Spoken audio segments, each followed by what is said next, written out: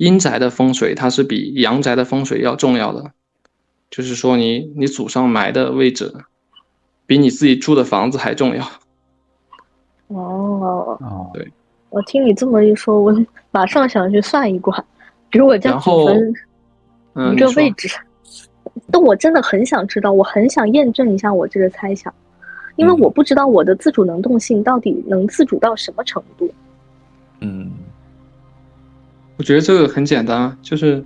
你看你的处境跟你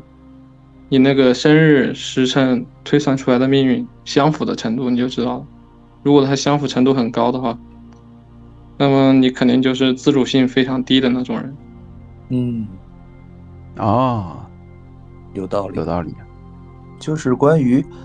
祖辈的这种包括祭祖这方面的，就是我不知道二位有什么这种想法，因为我一直是比较迷糊的一个状态，就是半信半疑吧，对这个关于祖辈的这种加持啊，或者说力量。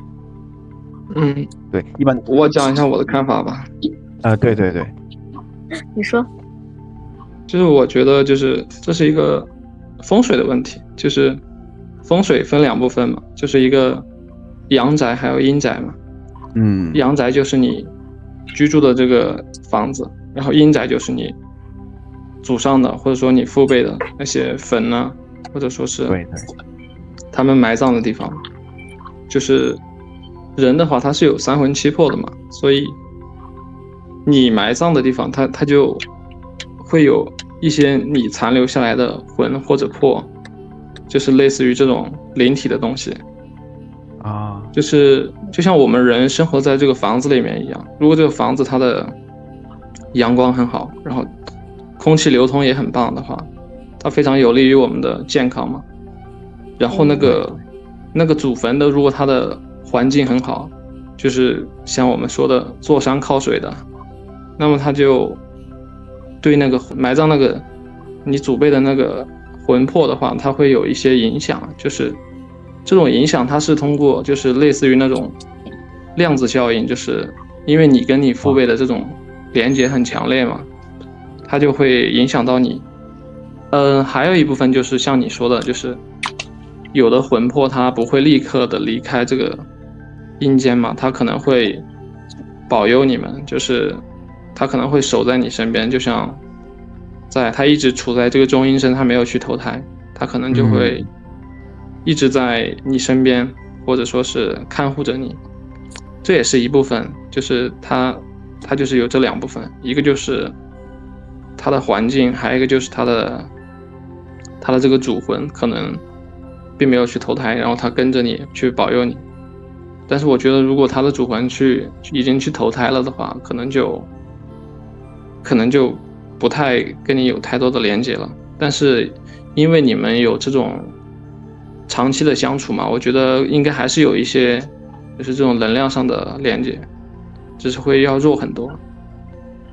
对，因为之前我们也有观众评论问到了，他说那人去世之后如果有灵魂，那灵魂会不会死亡呢？然后也有观众说我们几位虽然是年轻的声音，但是是老的灵魂，不然的话怎么更年长的观众他们的那些都能说到他们心坎里面去。对，我说一个我的亲身的经历啊，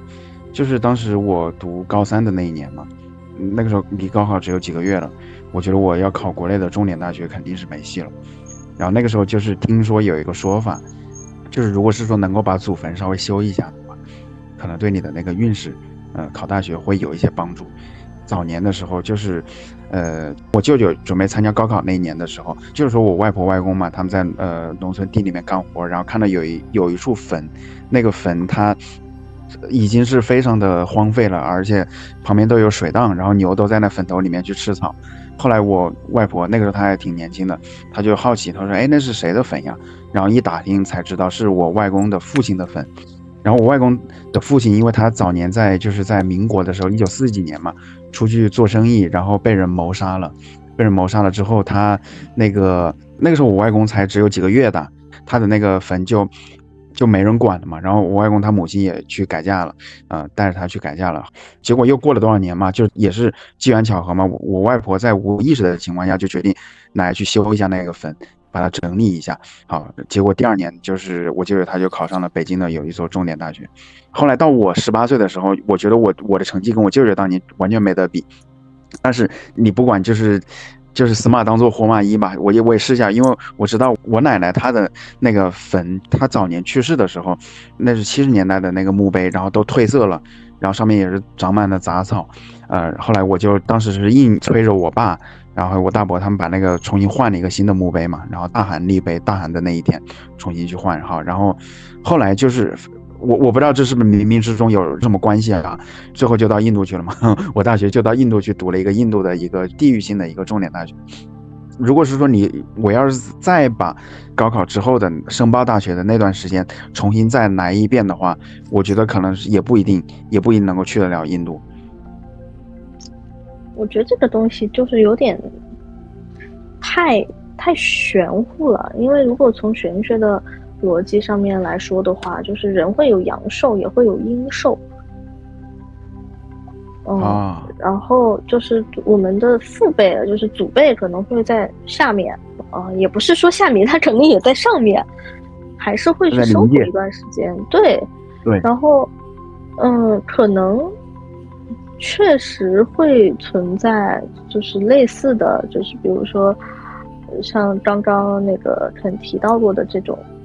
祖辈就是在保佑啊，或者是什么的问题。但我可以分享一个我自己的，就是一个小的一个经历吧。我外公是23年去世的，23年10月份去世的。然后今年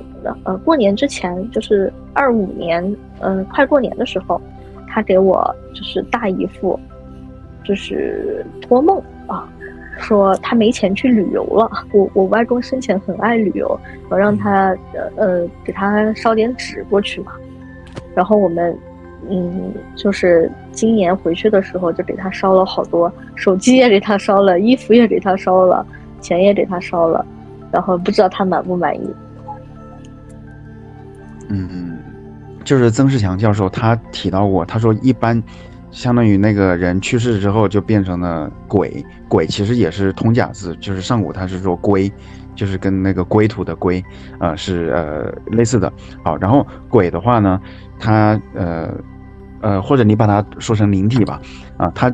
可以就是相当于去在冥冥之中去影响着这个相当于我们现在的这个阳间的世界，然后也可以去做一些善事，然后鬼他也想生。他也想去或者说你可以把它理解成考公务员，但是投胎的话呢，他需要去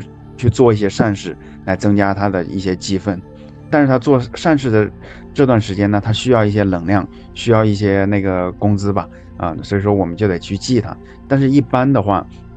通常我们老家那边祭祖，一般都是祭7代，最多只是祭7代，因为1代是30年吧。7代的话就是210年，就想到我记得200年呢，你的积分还没有积够，你还没有投成，那就不记了，说明你是懒鬼。但是一般的，通常在7代之内，他通过就是做一些善事，或者说来影响我们那种就是量子叠加态的一些运势吧，都会让他最后升到天庭，或者说他能够投胎，或者说到阿修罗道，或者是说到天人道。对，喂。有点懵，大家都不说了。怎么突然到了这种静默的状态？我觉得你给我的小说提供了不错的素材。对，以后我们多做几期节目，肯定素材会非常多的。就是关于我们这个占星这个方面，命理学这方面，就是说还有我们其他的这个延展一些嘛？因为它的体系还是蛮庞大的，因为它是起源于好像是古希腊还是古罗马，反正据说是比中国这边的就是那个占星，因为中国也有嘛，紫微斗数像什么七正四余，它其实也就是中国的占，就是起源的是要早一点的。好像是说起源于中世纪的意大利，然后塔罗牌的话我觉得它跟八字命理的有一个区别，就是八字的话它会把就是一个人的运势算得比较死，但塔罗牌的话它是一种活的，它只是描述你现在的这个现状，然后告诉你现在的那些方向，相对于灵活一点的状态。然后塔罗牌占星的话，我觉得确实还是就是有一些那些抽到的东西啊，真的是你不记得我们那一次去那个沙龙，对吧？然后我前面就提到了，我说我一想到那个万箭穿心扎心的那个牌，我就很恐怖。结果那么一说，最后我居然真的抽到了那张牌。宝剑3是吧？对。然后你一说万箭穿心，正位逆位，我忘记了。没事，你说。逆位就是你一说这个，我再说一起真实的灵异事件，就是我当时上的那个读的那个高中嘛，他原来我们高1、高2、高3每一年都会死一个学生，就是因为各种意外啊，想不开跳楼啊，或者说突然就是在教室里面心脏病发作。对，你要就概率学来说的话，那个学校4000人，一年走一个学生可能也算是正常吧。好，但是后来就是那一届的校长，他偏偏就是他对风水比较敬畏吧，然后虽然是说当时也被有一些学生吐槽说他搞封建迷信，但是他就是请了有一位看风水的先生过来，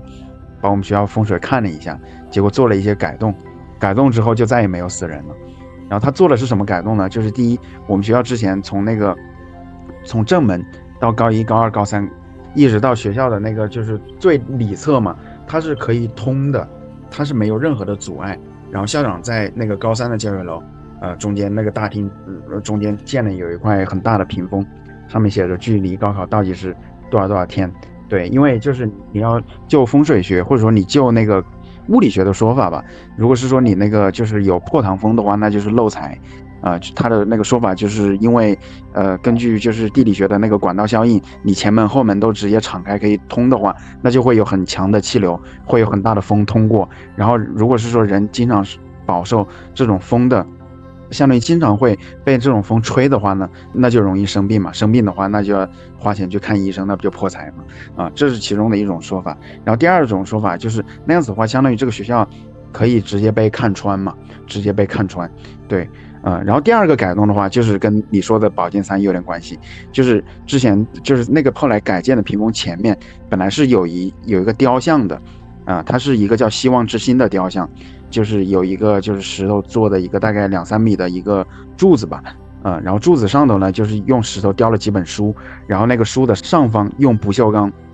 做了有一种就是一个星星。但是他为了用不锈钢表现出那种就是你相当于你读书学习之心的那个光芒嘛，在那个爱心的星星旁边又弄了好几个不锈钢的光芒出来。所以我之前就是走过去的时候嘛，尤其是有一下雨天上头阴雨密布，然后我用那种仰视的角度嘛，我去看那个雕塑，就有一种万箭穿心的感觉。所以后来那个雕塑直接被推倒了嘛，在那里改成了一盘，做了一个花坛，然后花坛上头摆了很多那些假的菊花，因为那个时候言论还比较自由嘛，就是在那个就是高中的贴吧，百度贴吧里面，就有人就说，也是讽刺校长那个就是搞封建迷信吧，然后就是说，从菊两开他日泪，孤舟一系希望行，我们今年失去了希望之心。但是有一说一哈。自从他改动了之后，就是这个学校就基本上再也没有死过学生了。对，这个还蛮邪门的。对，因为就是我读高2的那一次啊，那个时候真的是把我们很多学生都吓出心理阴影了，因为也是我们就相当于隔壁班吧，我们一个年级当时20个班，然后因为刚好我室友他就是那个班的学生，然后他说就是他们班的第1名。经常是读书都很很刻苦的，而且他是那个农村的那个独子嘛，他上头有个姐姐。好，然后他怎么那一天的早自习，他突然就是趴在桌子上面睡觉，然后早餐的时候他也没有去吃，也在桌子上面睡觉。好，后来到了上第1节课数学课的时候，因为他坐在第1、第2排嘛，老师看到他还在睡觉，就是其实也没怎么管他，但是他就突然从那个椅子上的滑下来，但是因为那个时候是高2下学期了，其实老师还在赶进度嘛，然后就叫了几个男生把他抬到办公室里面去，然后拨打了那个120，同时也没有意识到他会那么严重，就接着去讲课去了。后来根据学校的说法，就是说那个救护车也是按时的去开到了学校，然后把那个孩子送到了那个医院，在医院的路上，然后就是说他抢救无效就去世了，死因是先天性心脏病。然后他家里人的话就完全没有借口去找学校赔钱了嘛。好，然后一开始的时候他家里人也是想到反正人死也不得复生了嘛，然后学校就是反正说是出于人道主义嘛，决定去赔了大概7、8万人民币的那个丧葬费。对，然后他家里人本来就想到那居然事已至此，那就节哀顺变嘛。可是他们村子里面就会有一些人去拱火，他说：“哎，这学校那么有钱，那是省级示范高中，对吧？他肯定有钱，你怎么能7、8万就把你打发了呢？而且你孩子难道他命不值钱吗？”就是拱火。后来他们村里面先有一些老弱妇孺嘛，就想到学校里面去讨一个说法。其实意思就是让他多赔点钱。好，但是就是被学校的保安给劝走了，劝回去了。然后后来第二批的话再去的，那就直接是那种一些地痞小混混了。因为那一年正好也是那个昆明那个恐怖袭击嘛，后来就是搞了就是人心惶惶的。那一次下了晚自习之后，学校的那个前门全部都被锁了。然后当时听他们说门卫说是，哎，你不能往前门走，小心有人拿刀要来砍你，拿刀要剁死你。他用了那个剁字，对，然后所有的学生都往后门走。之后的话直接特警，那天本来应该是课间下课的，然后下课之前呢突然打了一个那个就是学校说让所有的学生不要出门，然后最后有特警就是穿着防弹衣憋着那个荷枪实弹的在我们走廊里面来巡逻。然后就在这个时候，学校他那个根据官方的说法，然后他就把这件事情前因后果跟我们说了。当然他学校官方通报他肯定没有说校长去请风水先生来去改风水的，但是后来的话也是就是在我们上课不知情的情况下，突然就是有几辆那个挖掘机过来把那个雕塑给他推倒，然后建了屏风，然后最后那件事情就彻底的给他摆平了。对，那就是说因为我们之前高中的校长也是突然有一年在国外就是车祸身亡，然后我就是说感叹这种意外啊或者突发的疾病啊猝死啊这种就是很突发的这种事情，我们通过这种占星啊或者说塔罗的方式有没有一些可以改善的，或者说能够稍微的去避免一些的这种途径？说实话哈，就风水不是这2个东西擅长的领域，因为风水好像就只有中国是有这个的，好像国外也很少。国外其实他们的观念是性格决定命运的。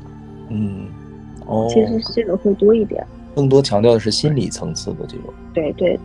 然后包括塔罗牌，它强调的也是人的自主的能动性，还有人的潜意识。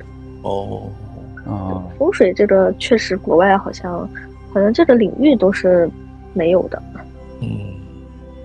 对，但是现在也有老外信风水，不过老外他确实他不避讳啊，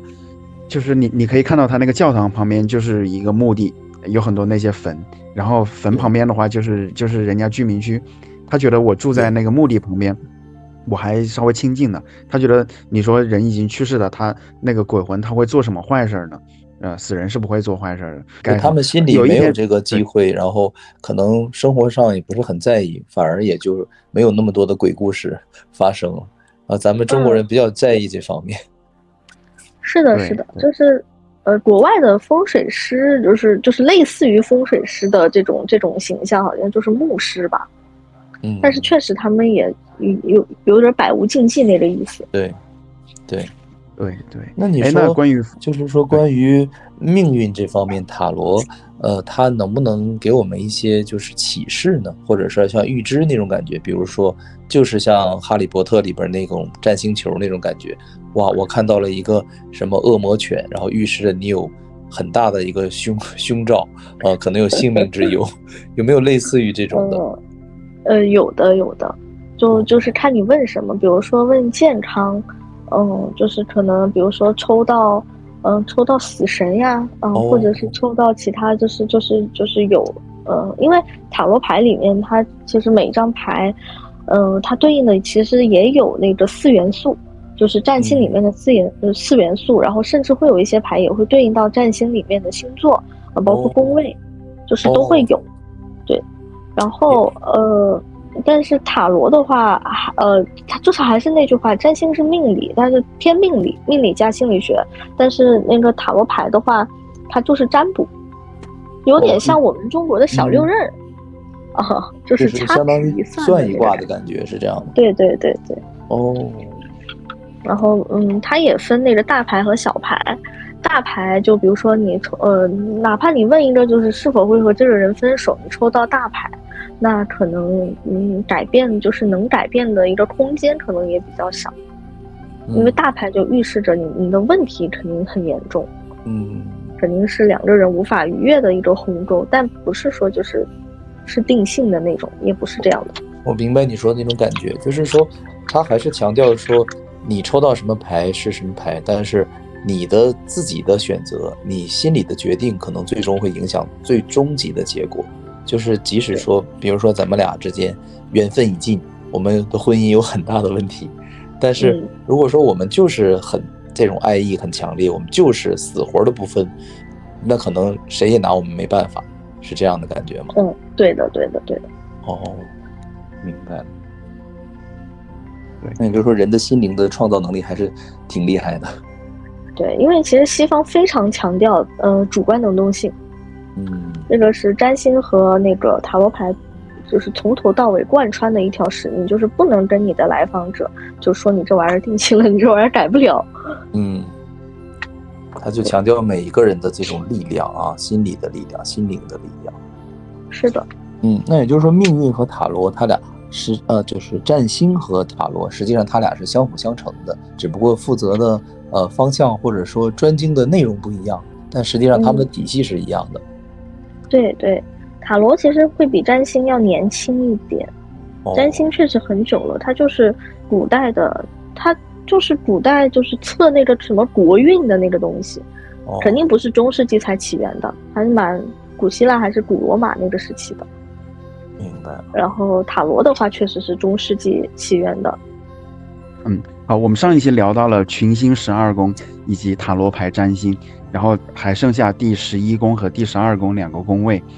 这一期邀请了我们的胡桃来给我们科普一下。我记得刚刚好像是还有2个宫位没说完，就是要不先把这2个宫位讲完，然后你把它剪到上一期，不然的话就上一期显得有点没头没尾的。没事，我们经常这样的，就是搞一个这种噱头啊。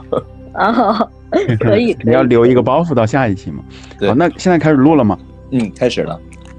好的，我们那我就直接开始讲了哈。我们的11宫和12宫其实，因为你可以把它想象成一个圆圈，1宫，然后2宫，然后一直到10宫。其实这个时候我们已经，如果说把这个宫位想象成人的一生的话，这个时候其实我们已经就是步入老年阶段了，就是我们的层次其实更高了。所以11宫其实是社会就是社交宫，福田宫，就是在社会就是社会上面的，比如说你的人脉呀，或你的社交层次呀，这些包括人缘好不好，可能都能通过11宫看得出来。然后我看也有其他的学者把它称为福报宫。对，就是比较玄幻的一个宫。11宫强的人很容易成为演说家，包括辩论家，就是都有可能，就是它也是跟那个沟通表达这一块是比较相关的，可以把它想象成3宫 Pro Max 版本。那12宫呢？12宫就是我们说的暗宫，暗宫就是身心灵，然后包括像一些业力，一些边界的消融，都是12宫。12宫，12宫和8宫其实有一点像。8宫如果说你把它想象成恐怖片的话，8宫就是那种西式恐怖就是你看这个电影，它可能就有一只僵尸要跳出来。但是对，但是12宫就是中式恐怖。中式恐怖，比如说一双绣花鞋，漆黑的房子里突然多了一双绣花鞋，它是这种感觉。它就是那种很阴暗、很隐秘的宫。但12宫强的人，就像我上一次说的，我就12宫很强，就是身心灵啊、灵性发展呀这个方面，就是会比较强一些。所以群星12宫的人业力深重，可能是前世犯了什么，可能诛杀了整个银河系吧，就只能这么说。就是12宫它更针对的是内心的这种恐惧啊，或者说感受。也可以这么理解吧。可以这么理解。然后8宫是比较具象的这种跟疾病啊，或者说一些身体的痛苦有关的。对，哎，你理解的很到位，就是这样的。我就是比较擅长总结，我肯定是某一个宫比较强。你可能是我想了一下，你可能是风属性，包括是天秤、水瓶，双子，就是你可能会就是风的属性会比较强一点，然后确实也可能是落在11宫或者是3宫。我们待会儿可以来看一下。我就感觉看一下我猜的，不太敢，就是感觉我万一不好怎么办？这个其实没有什么好，就是好和不好之分的。对，这是你人生的地图，就说白了，你现在其实已经有了不错的成就了，那其实这张地图局限不了你什么。反正我就是以前算的时候，我知道他说我有3个华盖，就是华盖啊，华盖好像对，确实就是身心灵这方面好像也会比较强，就很有慧根。对，然后说这个华盖多了的人就容易出家走空门，这种感觉走进空门。金灯古佛。是，那你很适合学玄学耶。欢迎你加入我的这个行列，我们可以一起修行。明天我就签约，我已经非常感兴趣，我要改行。那你是什么星座的呀？我水瓶的。水瓶，太阳在水瓶吗？水瓶座的人会比较反传统。我得看一下那个测一测，那个测那个软件里面应该都有吧？哇！因为我不是很了解。就是你刚刚提到了什么风属性啊、太阳呀、月亮啊，这个都是啥呀？这个要说起来就是有点太多了。就个人行星的话，就会跟我们的性格的形成可能会有一些关系嘛。然后个人行星就包括那个太阳、月亮、水星、金星、火星，好像都是个人行星。那我们就是今天还是先了解这个12宫吧，就是对，因为就是说太多了，我们胡涛老师就太累了。没事，主要是对，主要是可以录多一些。那我们这个12宫具体是通过什么去来推理的呢？来算出来的呢？这个就是你出生的时候，以你出生的那个经纬度，然后去观测天上的这个星象，当时天上的这个星象是什么，那你的本命盘就是什么样的。哇，那这个难度好大呀，我觉得。对，但现在我们有科学的排盘软件测，输入你的出生年月，还有你的出生地方，你的排盘就出来了。它这个要精确到地点。对，而且你要就是精确到出生的就是时间，就是多少分。那比如我就是8点半生的，就8点30分。就是多少分，这个肯定没有办法太精确了，只能是大概的一个范围。对，大概的。如果说不精确的话，就占星学上面有一个叫生时校正的就是一个项目。因为如果说不精确的话，你可能推运推不准。但是性格是差不多的。就只能看性格。明白。因为我记得我妈妈就说我就是几乎就是早上9点，就是马上就到9点那种感觉。马上到9点，那你这个还是蛮精确的。8点50。对，就类似于这种感觉，就差1点到9点这种。可以，就是拿8点50算，其实也算的比较准了。差不多了啊。明白。然后我看到测那个软件上头，它除了这个出生的时辰啊，出生的那个经纬度啊，它还看你现在所处的那个居住城市的经纬度。对，这个是推运的时候，要用到的，因为它会有那个太阳的那个反照盘。就是专业的推运的话，会结合你现在，就是身处的这个环境上面是什么星象，然后再结合你的本命盘去推。你说一个人他出生的时候，他那个天上的星辰的分布，和他在地球上的这个人生的命运，如果说有关系的话，那它背后的这个逻辑机制又是什么样子的？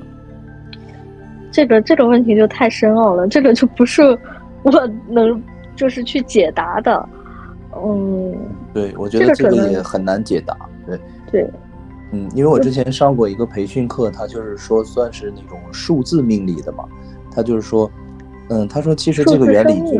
对，数字生命的那种，他说原理就是说高维看的就是这种运势，就是他说在这种很高维的程度下，你是不能看具体的人间的这些物质的东西的，他说只能是看一种运势或者说一种方向性的东西。是的。我个人觉得它应该是星星能量吧。对，也可以这么说。对，就是每个行星它的能量都各有特点，然后它会影响到出生在这个时刻，它的那个运行的轨道，它所在的位置不同。是的。所以看到有一些双胞胎，他的命运都是惊人的相似，哪怕是被2个不同的家庭领养走了，最后他们就是选择的那个职业，然后娶的伴侣，都感觉有很高的一致性。对，但其实我就是也有一个悖论哈，就是如果说我是跟我同时同分同鸟在同一个病房出生的人，难道命运跟我一样吗？我其实经常在想这个问题。我是这样理解的，就是我觉得即使你的命运你的剧本是完全一样的，但是因为我们每个人的思想啊，然后你的一些本质性的东西它不是说完全一样的，包括你的一些过往的经历啊，前世今生之类的，所以说就算是我们拿到的是相同的剧本，可能也会演绎出来一些不同的这种岔路和方向，然后因为时间的推移，它这种可能一开始差距比较小，到后来可能就愈演愈利，然后这个东西就差距就比较大了。我觉得这个只是一种解释，因为主要是西方占星的话，它主要看的是性格，它跟心理学挂钩，所以按道理来说，我们在星盘上面可以看出一个人就是比如说像我这种月亮受刑克严重的，就无非就是情绪大起大落，控制不住情绪，然后小时候就是原生家庭问题很严重。对，就是他其实能够看得出来，但是如果说比如说真的是跟我就是同时同分在同一个病房降生到这个世界的人，那按道理来说他的星盘其实跟我也一样的，就当然我们的命运会有差距，但是如果说按照他的这个逻辑，我们2个的性格，然后包括起情绪的逻辑，然后包括之后的婚姻，包括我们学习的方式，我们在社交圈层的一些展示方式，包括我们的职业选择，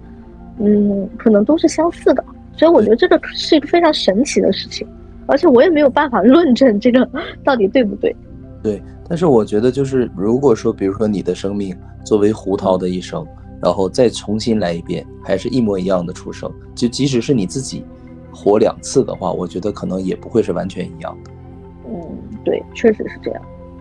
所以这就解释了为什么会有一些差异性，一些可变的东西。就是因为我们的心灵可能它毕竟是一个自由的东西，它不是完全受某一种引导的时候，可能我们今天受到了启发引导，我们会朝左走，但可能下一次我们受到同样的引导，我们就叛逆了一下，就往右走了。这种情况我觉得也是有可能的。对，就是人生会有很多种可能性。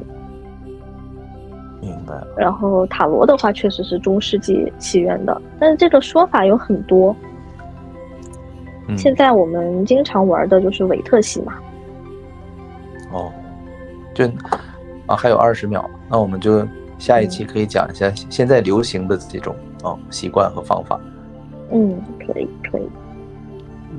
好，那预知后事如何，且听下回分解。非常感谢各位。对，感谢啊！剩下的章节呢，我们会在下周更新，请订阅支持一下吧，让我们幸福喜悦吧，因为我们如今正在经历的疯狂，实际上是一种幻象，它逼着越来越多的人觉醒。可是呢，我们也要同情那些没法觉醒的人，因为世间的种种现象啊，造成了我们个体与灵魂的分离。我们会在螺旋上升的水晶上继续我们意识的进化，我们正在获得内心的勇气，将自己交给了灵魂，迈向了完全未知的领域。我是谁？我来到这个世界上究竟要做什么？进化的新阶段已经开始，意识到无限的爱会让我们开启一场前所未有的灵魂旅程。